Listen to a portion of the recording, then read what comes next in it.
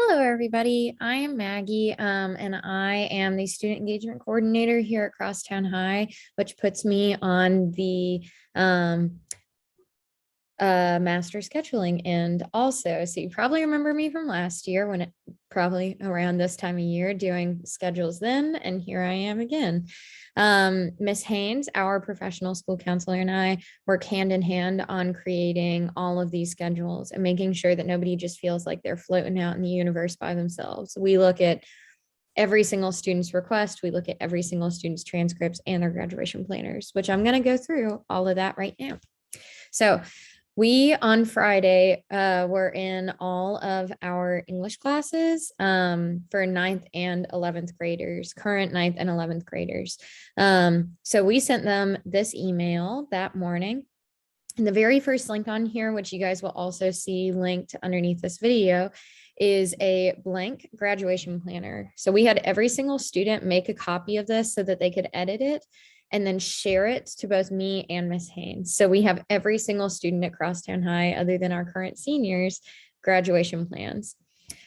So on the very first section, sorry, I just finished presenting this. On the very first section, you will see English. You will see the grade level completed, how many credits were earned, and the credits required to graduate. So in English 3, that means our students have already taken English 1. They earned 1 credit. In English 2, 10th grade, they earned 1 credit. And now they are in English 3 in 11th grade, and they have earned half a credit. We try to encourage our students to not put anything on their graduation planner that isn't also on their transcript. So that's why it's only half a credit right now. At the end of the semester, they will have earned 1 entire credit. And then they know that they're going to be in English 4 or AP Lit next year. So most of our students, their 9th grade year, took Algebra 1 credit, and then they took Algebra 2, also 1 credit, and now they are currently in geometry with half a credit. If your student took Algebra 1 or more in middle school, then this will look a little bit different. They will show 7th or 8th grade here, 1 credit, so on and so forth.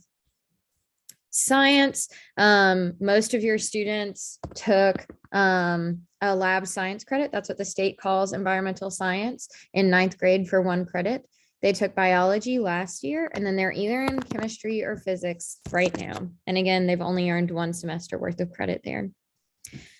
For this a little bit different, sorry again. Their 9th grade year, they took AP Human Geography, which counts as this Human Geography credit. They are currently in AP US History. There's that half a credit here. They did economics and sociology their 10th grade year, half a credit there. And then I will cover that government and personal finance credit in just a second. Now, there are 2 different kinds of electives in our world, one of which are required and the other is not required. So we put our required electives right up here at the top. The big topic of conversation right now is physical education, and I'll talk about that in just a second. But most of your students have taken almost every other single one of these. So you will look at the grade level that they took this. They may have taken lifetime wellness their first year. They earned a credit. They could be in Spanish 1 right now, which is great. Fine. If they are in Spanish 1 right now, they have to be in Spanish 2 next year, their 12th grade year. Fine arts classes are those that are taught by Miss Bowler. So they're visual art classes. Mr. A, so our graphic media, or it shows up as digital arts and design on the transcripts, or pop ensemble, which is currently offered for the first time this year with Mr. Sawyer. Now for physical education, which is different from lifetime wellness. So you have to earn 1 whole credit for lifetime wellness, and then you have to earn half a credit for physical education. Physical education is something that most of our students have not completed yet, and that's okay. We understand that, it takes away half a credit worth of classes. So, it's hard to do for a lot of students to justify that, but it is required to graduate. So we give them several different options. First, They could take it during the school day as an elective period. It only is 1 semester worth of a period, so they'll have to pick up another class to match up with that. And there are several different options of those in our humanities department. So there's African American history, psychology. There are a couple others, sociology, facing history and ourselves, stuff like that. Your students have already taken sociology, so that, they wouldn't want to take that again, but they could take this during the school day for 1 semester. The school will pay for a Y membership for that semester. So those students do not have to pay anything. They're just in this class and they work out during that period and then they come back to school. Another option, if your student plays a sport here at Crosstown High, they can come to me, Maggie, at the front office and get an alternative PE credit form. It looks a little bit like this. It's actually linked here. I do need a physical copy of this with a physical signature. So this is not something that you can just type in. This you will complete with your student and with the student's coach or sponsor, and bring it back to me, and I will make sure that this shows up on your transcript, and then you don't have to take a class. Now, there's also a third option that we are offering next year, and it is if you already have a Y membership, or create a student Y membership here at the Church Health YMCA in the building. It's $15 a month for Crosstown High students. That's a really good discount for us. And it will come out of pocket for students or from families. But for 3 days a week, for 10 weeks, a student can dedicate time in the Y with supervision. So it'll be with our gym coach, actually Coach Swan, teaching or learning exercises and doing exercise classes, learning how to use machines, stuff like that. That's 3 days a week for 10 weeks.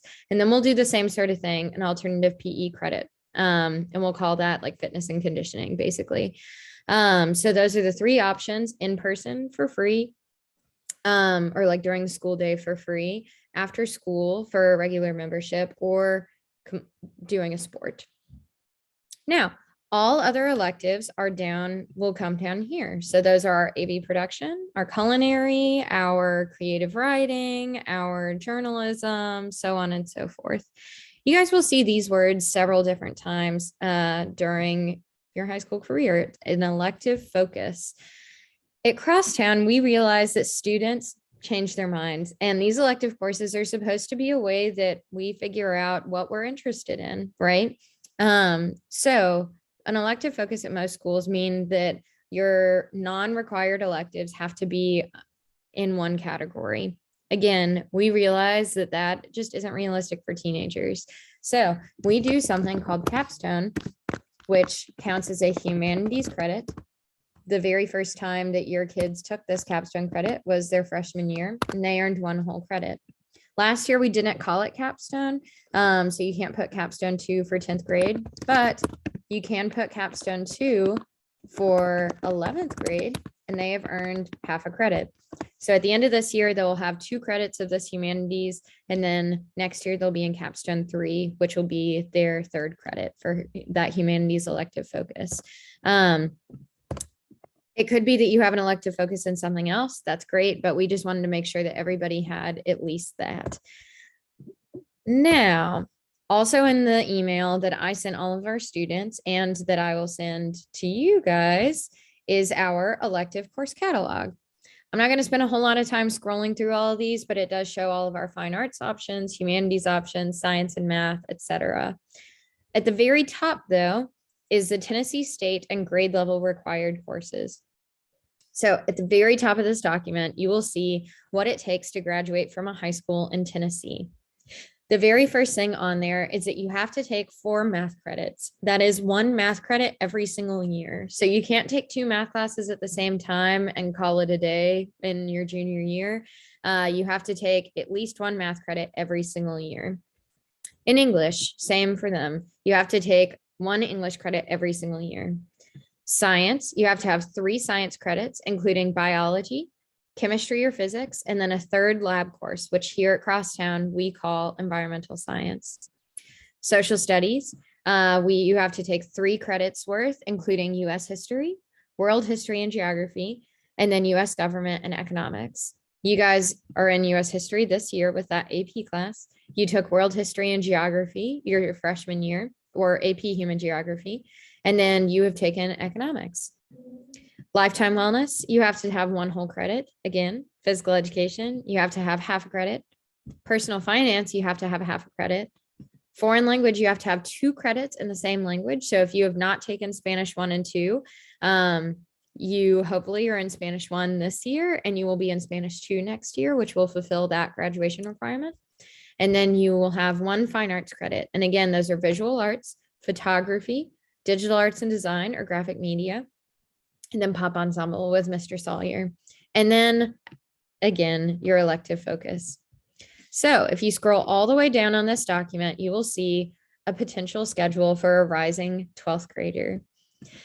First is English. So your student can either take English 4 or AP literature. They're taught by the same teacher, but AP is its own class. It's not going to be within English 4, how English 3 does it. Math, most of our students will be, actually all of you seniors will be in an upper level math class, which includes statistics, pre-calculus, AP statistics, or AP calculus. If you have not taken pre-calculus yet, you cannot be in AP calculus. However, if you haven't taken statistics, that's fine. There is no prerequisite for AP statistics. So then all of our students will be in personal finance for 1 semester and US government for another semester. However, you will see this little asterisk there. If your student chooses to take an AP US government course instead of this 1 semester government, it is a full year course. It's not 1 semester. And then the student has 2 options. Either they can complete personal finance by the end of the first semester using a structured plan in independent study. So it'll be an asynchronous class, or use an elective space for that personal finance credit and match it up with another class or study hall. That is only for our AP US government students, nobody else. Now, you have 3 elective slots for next year, and then finally, capstone 3.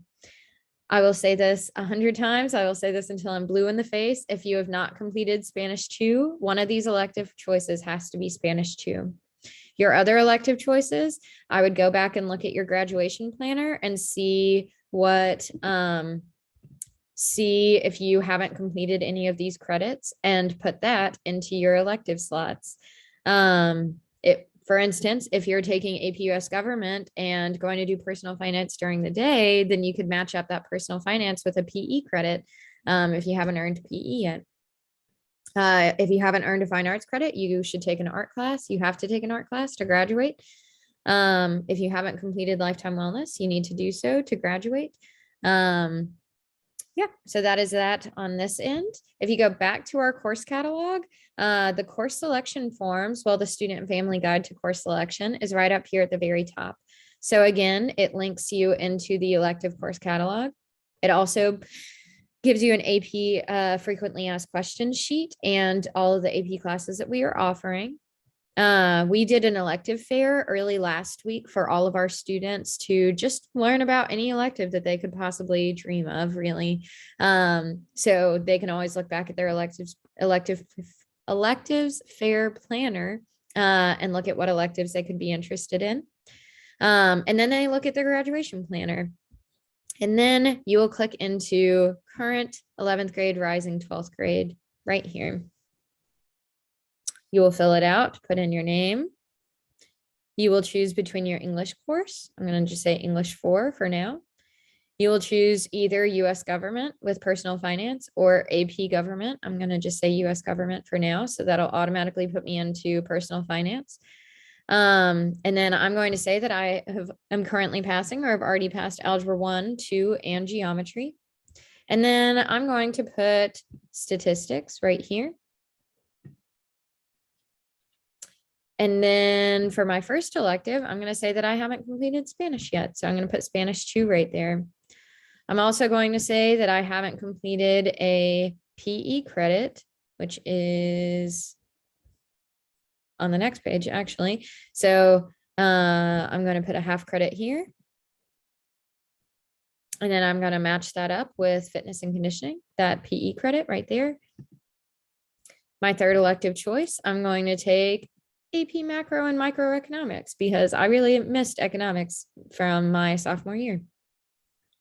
And then you get two alternative choices. So you can do anything here you want, let's say biostem and creative writing, just in case any of your first choices fill up.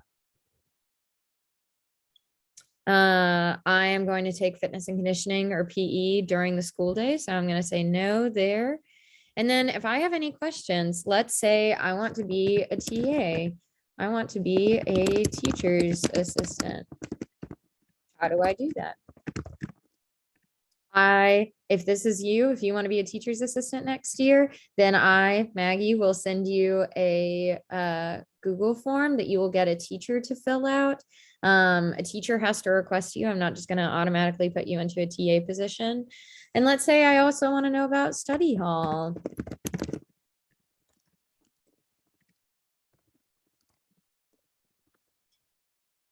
I already told you in this video that the only people who are going to be in study hall are those who are doing AP government and personal finance during an elective, so they can do that, but nobody else. However, we will still offer teacher's assistants next year. So if you want to be a teacher's assistant, just have your teacher fill out the form that I send them, and then I'll submit, and that is it.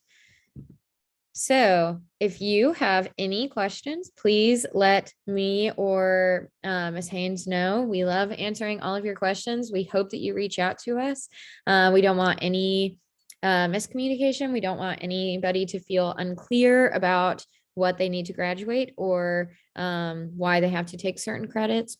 Please reach out to us. We are here anytime. Our emails will be linked to this video as well. So thank you.